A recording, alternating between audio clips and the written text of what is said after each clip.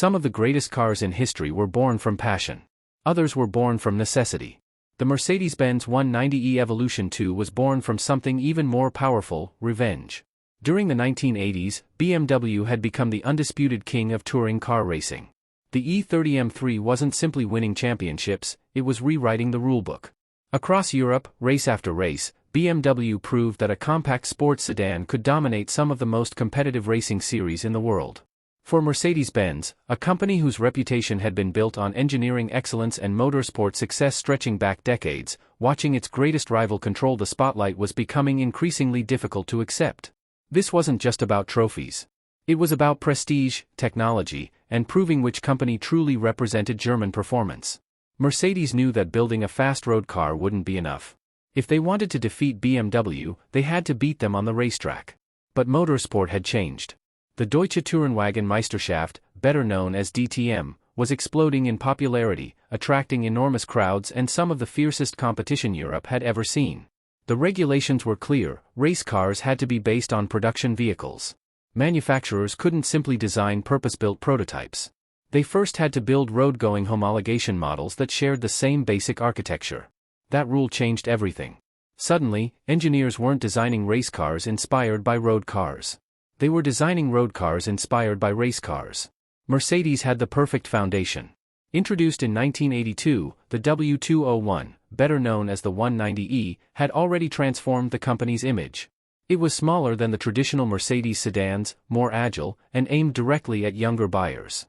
Internally, it introduced advanced multi-link rear suspension that would influence Mercedes engineering for decades.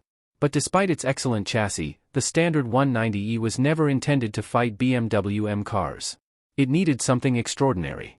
Mercedes turned to Cosworth, the legendary British engineering company whose expertise in high-performance cylinder heads had already earned worldwide respect in Formula One and touring car racing. Together they created the 190E February 3, 16, a high-revving performance sedan that immediately demonstrated enormous potential. In 1984, before many people even understood what the car was capable of, Mercedes organized one of the most unforgettable promotional events in automotive history.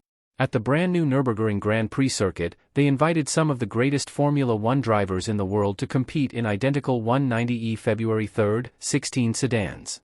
Ayrton Senna, Niki Lauda, Alain Prost, James Hunt, Keke Rosberg, John Watson, names that would define an era of motorsport, all climbed behind the wheel of the same Mercedes.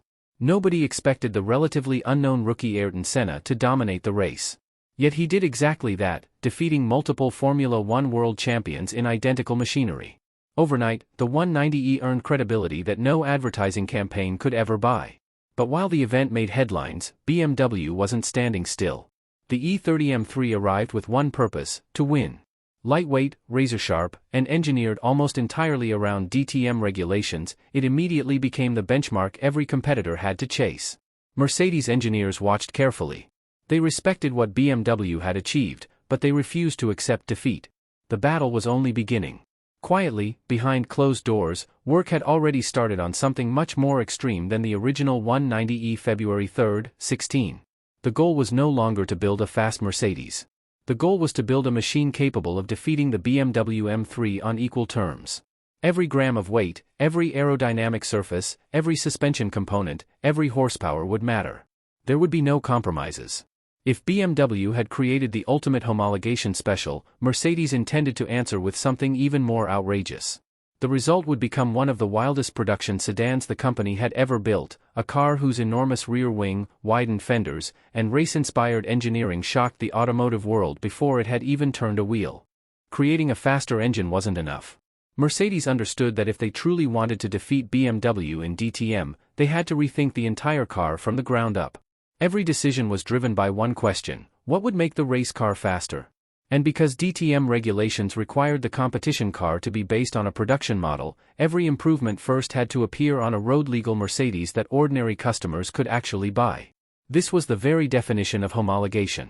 The road car wasn't the final goal, it was the ticket that allowed Mercedes to build the machine they really wanted to race. The first step came in 1989 with the 190E February 5, 16 Evolution. It introduced a shorter-stroke version of the Cosworth-developed inline-4, allowing higher engine speeds and greater racing potential. The suspension was redesigned with adjustable geometry, making it easier for racing teams to fine-tune the chassis for different circuits. Wider wheel arches hinted that something far more serious was coming. But even that wasn't enough. BMW continued to improve the E30 M3, and Mercedes knew they needed one final weapon. Just 1 year later, in 1990, they unveiled the 190E February 5, 16 Evolution II, and the automotive world couldn't believe what it was looking at. It didn't resemble a traditional Mercedes anymore. It looked like a touring car that had somehow been granted permission to drive on public roads. Massive boxed wheel arches covered wider wheels and tires. A deep front splitter hugged the pavement. Side skirts smoothed airflow along the body. The rear carried one of the largest factory wings ever fitted to a production sedan, a feature so extreme that many people initially assumed it was purely cosmetic. It wasn't. Every vent, every extension, every aerodynamic surface had been developed with help from wind tunnel testing to generate real downforce at high speed. At a time when many performance sedans still focused almost entirely on engine power, Mercedes was already treating aerodynamics as a competitive weapon. Under the hood sat the naturally aspirated 2.5-liter 16-valve engine, still developed with Cosworth's engineering expertise. Producing 235 horsepower in road trim, it wasn't the most powerful engine of its era on paper. But horsepower alone had never been the point. The engine loved to rev, delivering its performance high in the rev range exactly where racing drivers needed it. Combined with the close-ratio Getrag 5-speed dogleg gearbox, where first gear sat down to the left and second through fifth formed a straight racing pattern, the Evolution II constantly reminded its driver that this wasn't an ordinary sports sedan. Every shift, every corner, every throttle input felt connected to the racetrack. Mercedes also paid obsessive attention to weight distribution and chassis precision. Adjustable suspension allowed teams to optimize the race cars while giving the road car remarkable handling for its time. The steering was direct, body roll was minimal, and the balance inspired confidence at speeds where many larger performance sedans began to feel heavy. Personally, I think that's what makes the Evolution II so fascinating today. People often remember the giant rear wing first, but the wing was simply the most visible part of a much larger engineering philosophy. The real achievement was how every single component worked together. Nothing existed simply to impress buyers. Every widened fender made room for better grip. Every aerodynamic element served a measurable purpose. Every mechanical change brought the production car one step closer to its true identity as a racing machine. Mercedes built exactly 502 Evolution II road cars, just enough to satisfy homologation requirements. That limited production immediately made the car special, but exclusivity wasn't the objective. Winning was. And once the Evolution II reached the DTM grid, Mercedes finally had the weapon it had spent years developing. The stage was set for one of the greatest rivalries in touring car history. BMW had started the war. Now Mercedes was ready to fight back. When the Evolution II finally arrived in the Deutsche Tourenwagen Meisterschaft, it became clear that Mercedes-Benz had achieved exactly what it had set out to do. This was no longer the comfortable manufacturer known primarily for luxury sedans and executive limousines. It was now a serious contender in one of the most competitive touring car championships on the planet. Every weekend, thousands of fans packed grandstands across Germany to witness what many still consider the golden age of touring car racing. On one side stood BMW with the legendary E30 M3, the benchmark that had dominated the championship for years. On the other stood Mercedes-Benz with the radical Evolution II, determined to prove that engineering could overcome experience. The rivalry quickly became far bigger than motorsport. It represented two completely different philosophies. BMW believed in lightweight simplicity and razor-sharp precision. Mercedes responded with relentless engineering, aerodynamic efficiency, and mechanical perfection. Every race became another chapter in a battle that pushed both manufacturers to levels they might never have reached without each other. Although the Evolution II itself competed for only a relatively short period, its impact was enormous. In 1992, Klaus Ludwig drove the Mercedes-Benz 190E Evolution II to the DTM Drivers' Championship, while Mercedes secured the Manufacturers' Championship as well. After years of chasing BMW, Mercedes had finally achieved its objective. The company hadn't merely built a competitive racing car, it had built a champion. That victory validated every difficult engineering decision made throughout the project.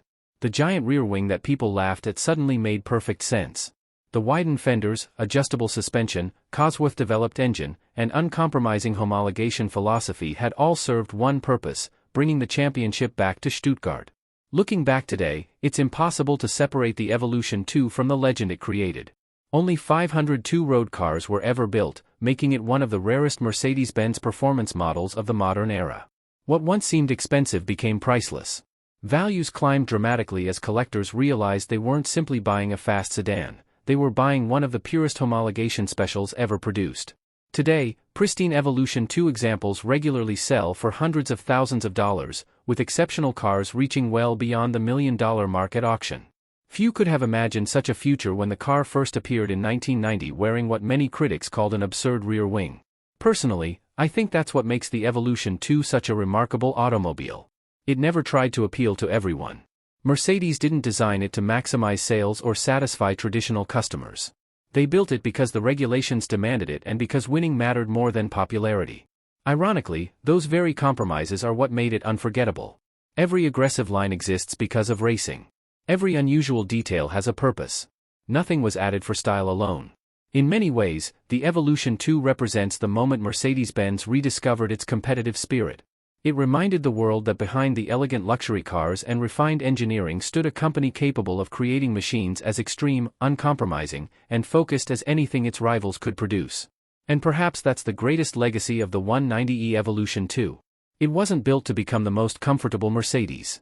It wasn't built to become the fastest road car in the world. It was built to beat BMW. It succeeded. And in doing so, it became one of the greatest homologation cars ever created, a machine that transformed one of motorsport's fiercest rivalries into automotive history. More than 3 decades later, the giant rear wing that once shocked the world no longer looks outrageous. It looks legendary.